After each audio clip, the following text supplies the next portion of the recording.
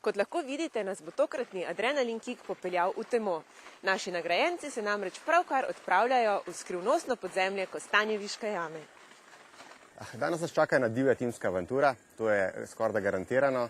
Gre za en timski program, ki ga bomo peljali v Kostanjeviški jami. 5 ur bomo noter se plazili, hodili, plezali, vse, v bistvu, kar tipični jamari počnejo.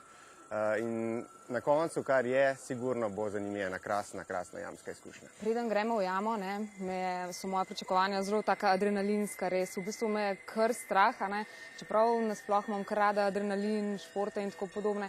Ampak tole, kar so povedali, je pa kar malo groza. Upam, da bo moja žilca tudi zadovoljena pa na koncu. Polno adrenalina, plazenja, da bomo čisto mokri, blatni.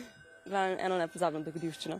Koliko so nam povedali člani ekipe, bo kar nekaj, utesnjenosti, blata in tako naprej. Kar nekaj novih izkušnj. Počutim se odlično. Poglejmo. Današnja pustolovščina bo v bistvu sestavljena iz 2 delov. Prvi bo tisti, bi rekel, timski del, ki obsega določene delavnice po jami.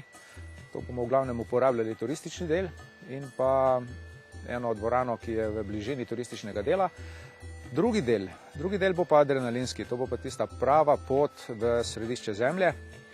In tukaj se bomo srečali z raznimi jamskimi ovirami, predvsem so to ožine, nekaj vode, blata, težki prehodi, timsko delo, se pravi pomoč en drugmu, da bomo prišli do cilja.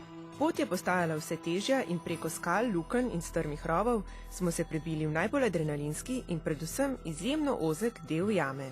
Zdaj bomo počasi zapustili lažji del jame. Kaj je bilo najboljše do sedaj? Najboljše spust po štriku.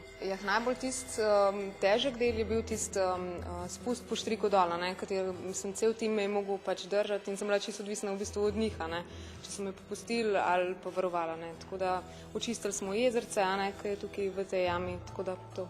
Trenutno se nahajamo v Kapniški dvorani. Tako je ta prostor dobil ime v načrtu jame. Kapniška dvorana ime preprosto zaradi vsebine, torej kapnikov, ki jih vidimo tukaj v velikem številu. Značilnost Kostanjeviške jame je prav v tem, da v kapnikih lahko prepoznamo določene kapniške oblike, pa tako lahko vidimo v naši jami krokodilovo glavo, drevesno gobo, sabljo, kralj Matjaž sedi v prestolu, pa Mavrico imamo, pa recimo vidimo lahko sladoled, pa Indijanca, Kristusa in vse te figure malo z baterijo pomagamo turistom in to vidijo. Skozi labirint rovov, ki jih je doslej premagala le peščica ljudi, smo se po slabi uri plazenja le prebili do cilja oziroma podzemnega jezera, kjer so naši nagrajenci morali odkriti skriti zaklad.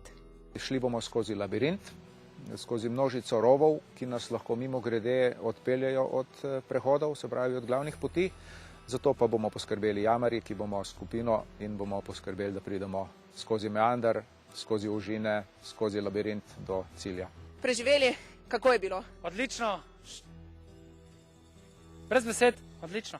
Najbolj so bili tisti ozki rovi vmes, ki se je treba bilo čakati, pa tako v glavnem. Super, še enkrat, 100-krat. Bila je enkratna pustolovščina, nekaj neponovljivega verjetno. Kaj vam bo zavedno ostalo v spominu? Tisti ozki prehodi verjetno. Vse smo našli, tako da dobimo štempilke, potrdila, tako da smo bili eni izmed recimo 250 tukaj noter tej jami. Glede na to, da so vsi celi in živi prišli ven, so si morali pomagati kot ekipa, morali so si podajati opremo in absolutno lahko rečem, da so zmagovalci današnjega dne.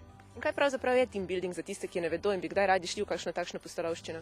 Team building je načelna gradnja ekip.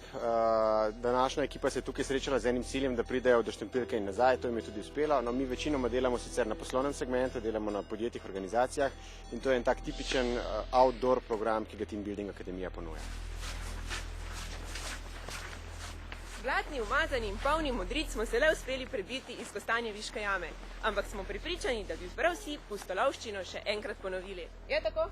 Je!